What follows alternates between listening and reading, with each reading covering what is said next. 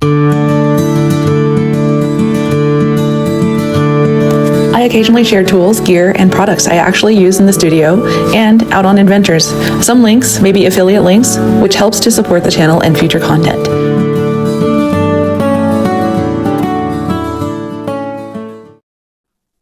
Hi everybody! Let's work on throwing some mugs today.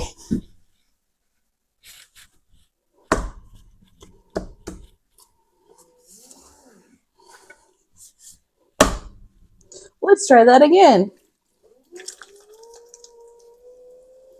This is Digi6 clay from Clay Art Center in Tacoma, Washington. It's a cone 6 clay.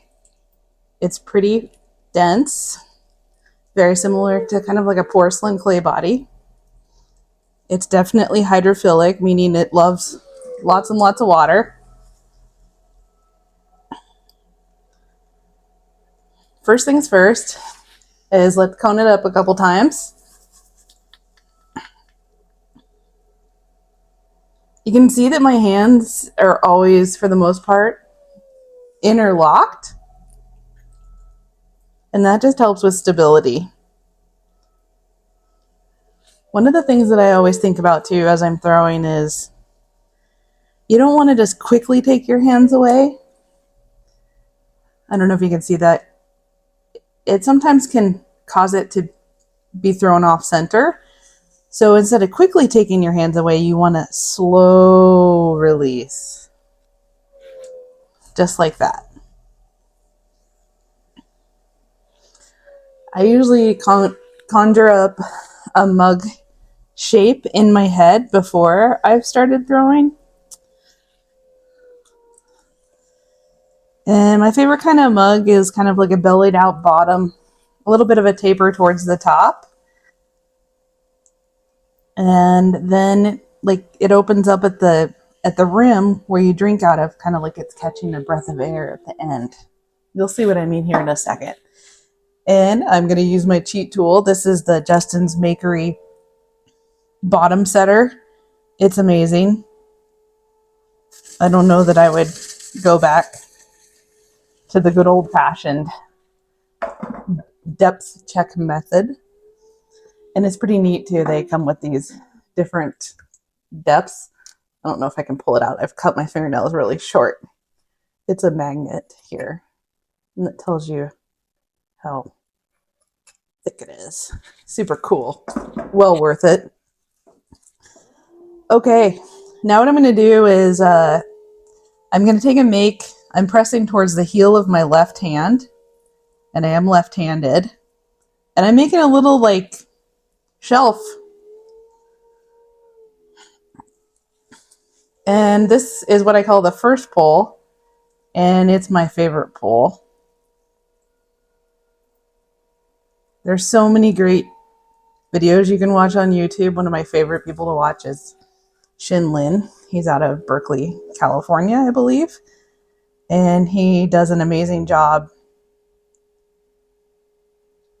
with showing you what things look like, hand position and that sort of thing, all through the steps. And I just like to try to correct things as they come up. It's gotten very slightly off-centered towards the top, which hopefully that'll kind of work itself out. Okay, let's do some more pulls.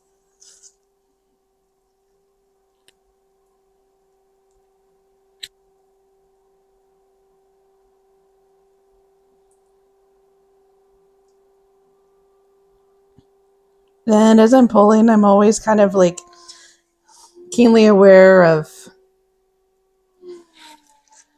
the sensation of touch, because that's kind of like my depth gauge of how thick the walls are. And the more you throw, the more you get a feel for that. Now I'm pushing out just a little bit as I pull up to start the belly on the bottom.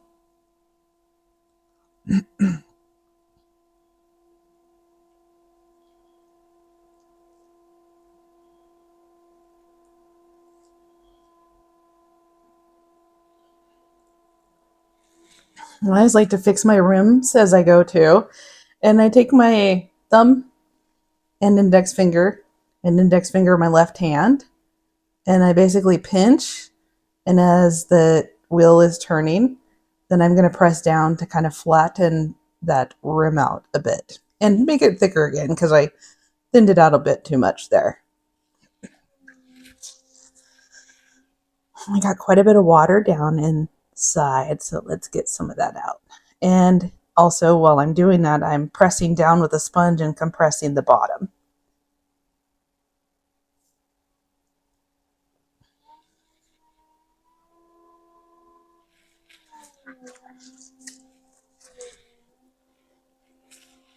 Okay.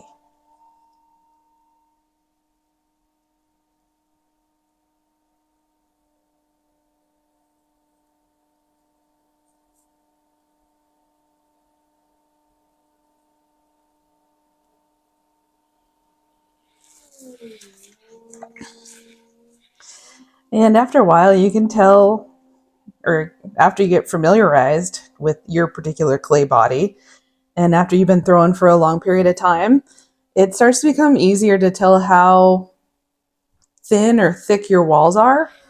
And you can see as I was pushing out on that last pull, the walls easily just kind of bulged outwards. So it's pretty much there. Now I'm just going to shape it, my metal rib, one of my favorite tools, because it's so flexible and I can just bend it to the shape that I want. And I just clean up the outside there.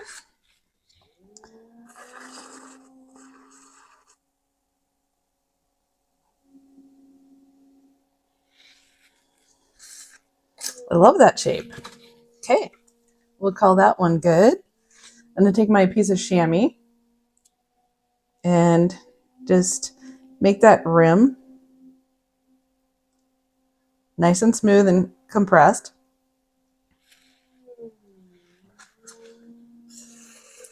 And then I like to take my needle tool and give down the road, when I'm going to cut it off the bat, my wire tool will have kind of like a ledge to go. And I find that if I do this, I remove less material from the bottom, and that's helpful for me. One done.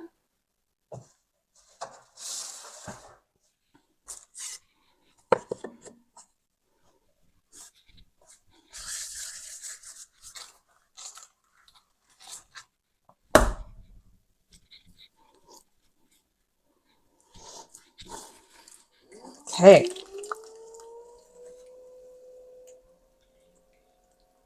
So now when I'm coning up, I'm always resting my arms on the pan. And I bought like furniture risers for my wheel and raised it up just a little bit. It's probably raised up actually 3 inches.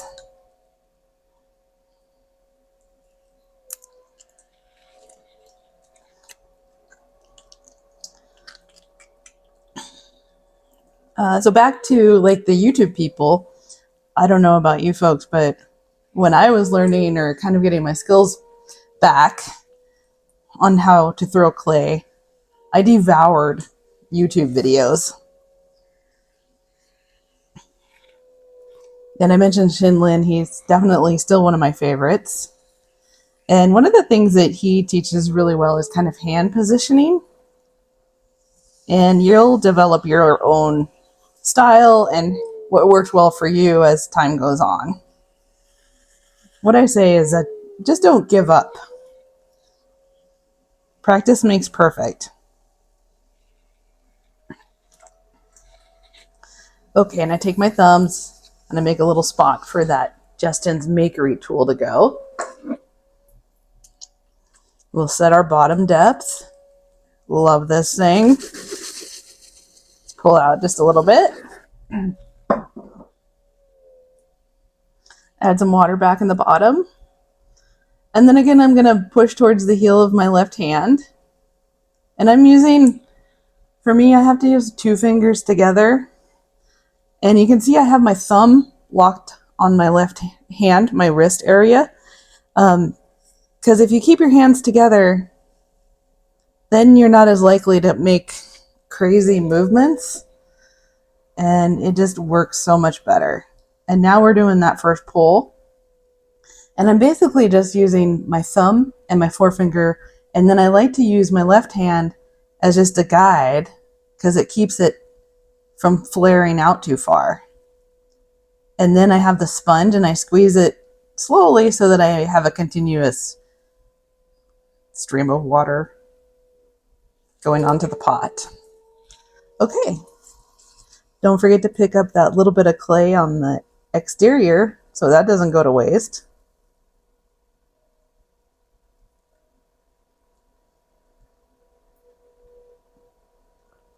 And again, nice slow release. And you'll notice for the most part, the bulk of the time my hands are somehow interlaced. It's super helpful.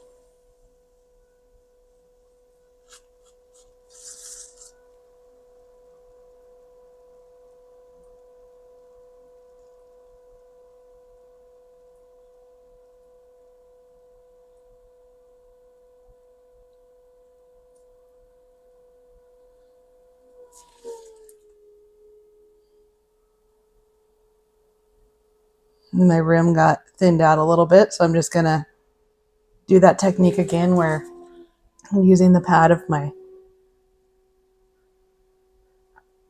dominant hand, and then I pinch, and I'm just pressing down ever so slightly. See if we can get one more little baby pull out of this. And one of the things too that I'm watching for is I don't want to move up too quickly. I basically want the wheel to make a whole revolution before I move up. It's slow and steady.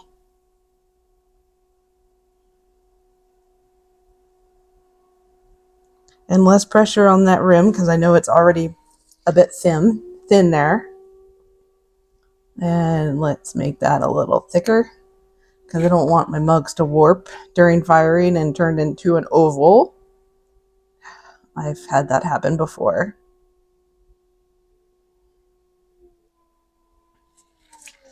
And I'm going to get out some of the water that's in the bottom there and compress at the same time.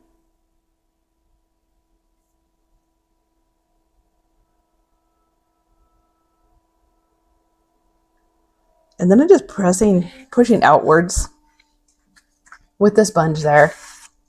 Kind of gives me an idea of my wall thickness. Am I going to be able to get one more pull out of it, or is that going to be it? And I think that's it for this one. I pretty much have every gadget you can imagine. Lasers. I have that like wooden throwing gauge thing so that you can make all your mugs the same height and same diameter, but do I use them? No. I like the mugs to like organically take shape. That's just, I don't know, it takes the creativity out of it for me. I get impressed by watching people like Florian Gatsby too. He's so methodical and precise.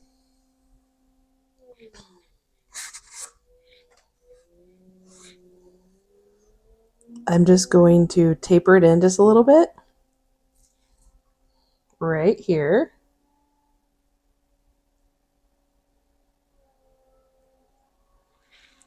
And that's pretty much how I wanted it to look. And again, we're going to take the chamois and then drape it over that rim. And needle tool in the bottom. Give my wire tool a place to go when I'm ready to cut it off the bat.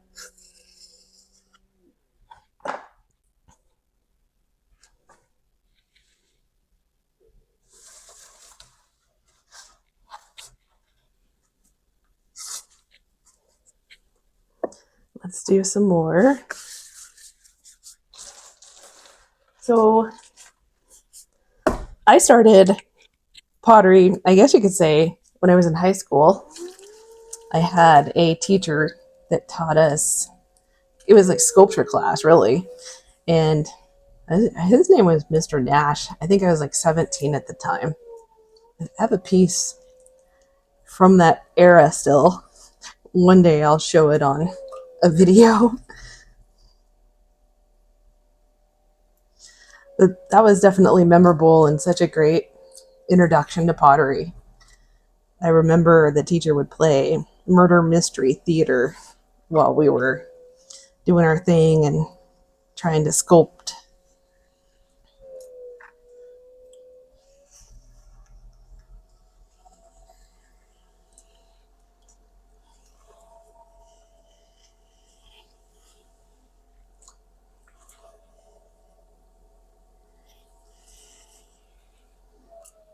All right. Again, I'm just going to make that little lake in the center with my thumbs. Then use this amazing tool again.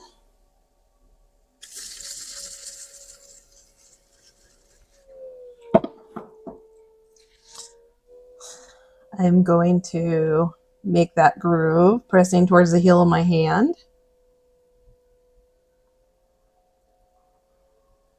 And that gives me material and this nice roll to pull.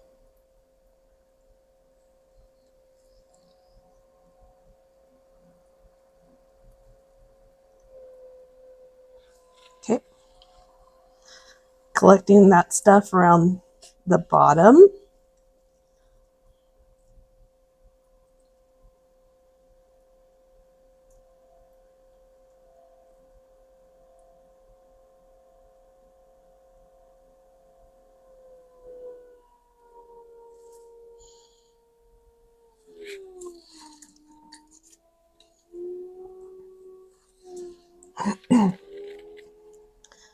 Okay, let's get some more height out of this one.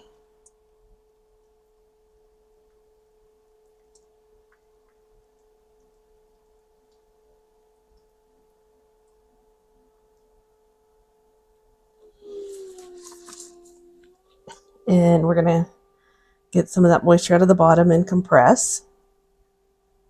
And I'm going to press out towards the very bottom.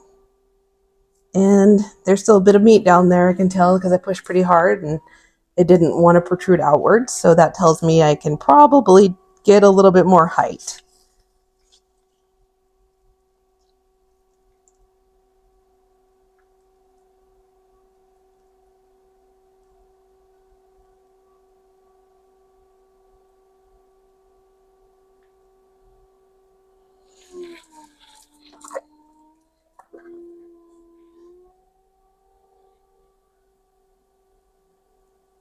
Oh, that's better.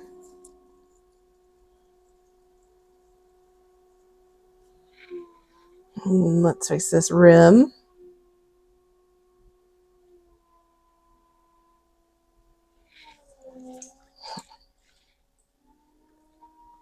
And I'm going to taper in towards the top just a little bit because it's gotten a little bit too wide.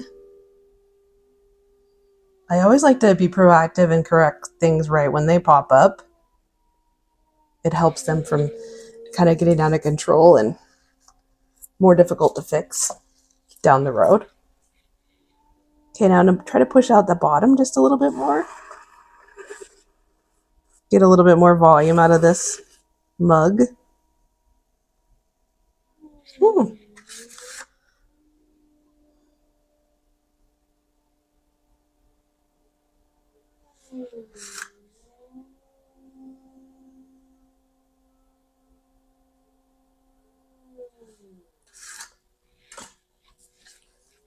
Okay.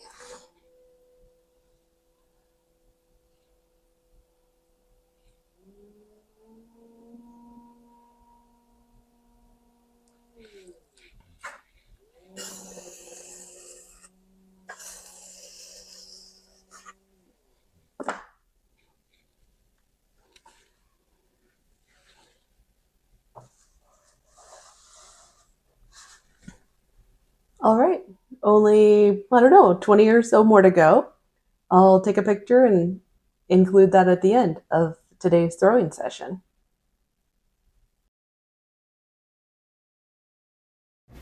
Please be sure to like and subscribe. New videos come out every Taco Tuesday.